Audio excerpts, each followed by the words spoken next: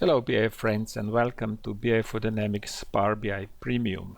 We'll be looking into the features of Power BI Premium, then demonstrate the true convergence of corporate and personal BI. At the end, we'll be looking into the criteria that will help you to choose the right service. We'll be comparing Power BI Premium and Azure Analysis Services. Premium has been around since June 2017 and offers enterprise-grade business intelligence. The price tag of $5,000 per month has been a showstopper for many customers to use this service. Now this has changed in April 2021 by Microsoft introducing Power BI Premium per user, where most of the functionality per user is per capacity. Price-wise, it's very close to Power BI Pro. Everything that is in the Pro is also included in the Power BI Premium. And not everything, but almost everything that is in the Premium per capacity is also available per user.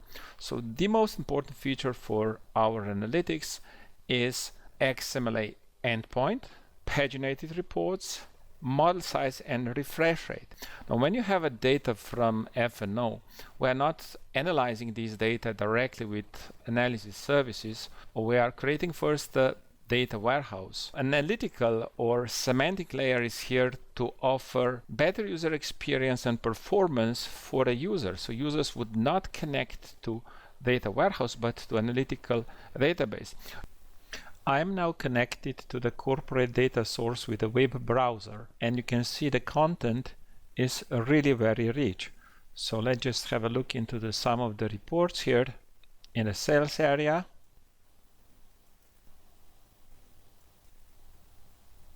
Let's go to finance,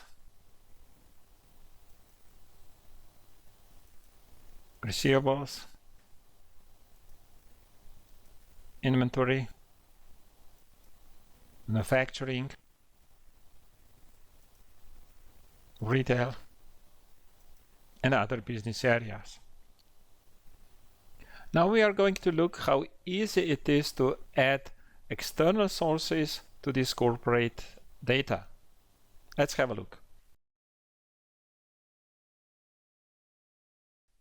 We're using Power BI Desktop, and the first source will be a table. We will not actually use this table, but this table will force then when we connect to data source, we are going to connect in a direct query mode. Direct query means that we can select the tables that we want to use instead of getting all 180. So we are taking sales values and other dimensional tables.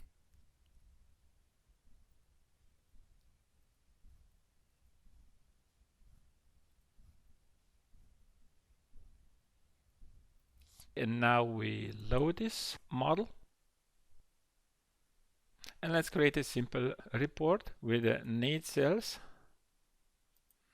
and date.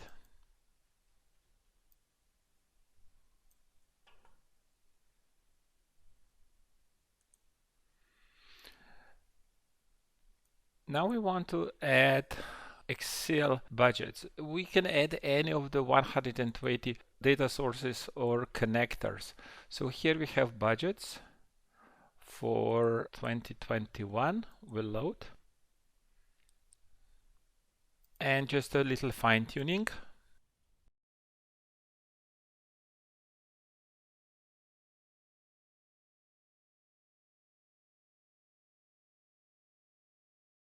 What is missing is connection of this external table with a data dimension. So let's just connect this. It's a normal standard Power BI modeling where I'm connecting many relationships on a sales transaction, in this case our budgets, against date, which is 1 or unique. And here we go. Here are the budgets for 21. Let's just make one more copy of this table just to create a chart. And all this to be applicable for current year.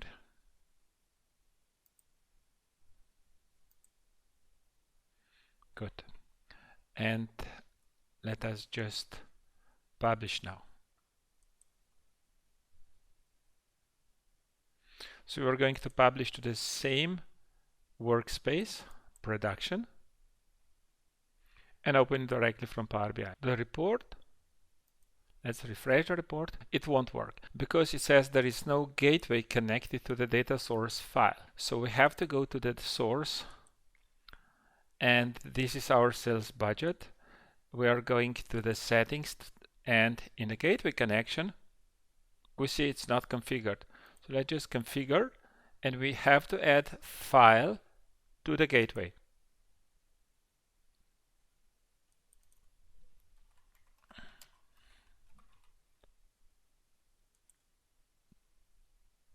Now that we have set the data source and a gateway, we can go back to the data source and connect a data set with a data source. Here it is. We just have to connect now, and do not forget, click apply. Now this should be enough for us to see the report up and running. Okay, here we go. So what we have here is connected Excel from external source with the corporate data, and create a small model and publish the same to the same workspace as our corporate. This is our premium per user workspace with a corporate data source and a new, much smaller departmental sales model or data set. And the data come from corporate and from Excel. This is connection with Excel. What about the refreshing? So what if we change the data here and save it? Is this going to be reflected immediately? No, it's not going to be affected immediately. Actually, we have to refresh the data set. Okay, let's see if it works now. Voila, here we have it. Now you understand now how we benefit from 48 updates a day that premium per user feature has. Content is the same. Price is different. On premises, it is a part of the SQL Server. In Azure, it is defined by the service. And in Power BI Premium per user, there is a $20 price per user. Now what's more important is also the capacity. In on-premises, you get 16 GB per instance or per database. Now in Azure Analysis Services, you get, depending on the tier that you assign to, and this is Enterprise, this is a standard edition of SQL. Now, but just look here, you get 100 GB per model in Power BI. Many customers today are using Azure Analysis Services, and usually the analysis services present 75% of the total Azure cost. 20% is data warehouse and 5 to 10% is disk. Most common customers are using S1, having 20 to 50 users. So moving to premium per user, that would be the opportunity cost for number of users if a customer would totally switch, or if they would be upgrading or replacing the pro account to premium per user for $20 account. If the number of users is small, then your choice will be Power BI Premium, because you simply pay less than for any other service and you get at the same time everything. Now for more users and a small database, you can get away with Azure Analysis Services, but with larger, you'll have to shift your database either to a higher Azure Analysis Services tier, which will be already very compared to the premium per user. Another such factor when this shift will happen will be the number of advanced users requiring to do something on their personal or departmental BI. In the range of 20 to 50 users, it might be a criteria whether you need paginated reports or not, because you may have a lot of users that would like to consume this information by email. For customers with a database bigger than 10 GB, number of advanced users who would like to do some development on their own will be the criteria to choose between Azure Analysis Services and Power BI Premium. Now, for large organizations, the criteria to move to Power BI Premium will be either you have advanced users or you have paginated reports. So what have we learned today? Power BI is a superset of Azure Analysis Services, and with BI4Dynamics Data Warehouse presents a true convergence of IT managed and self-service BI for a very affordable price. Thank you for watching and enjoy BI.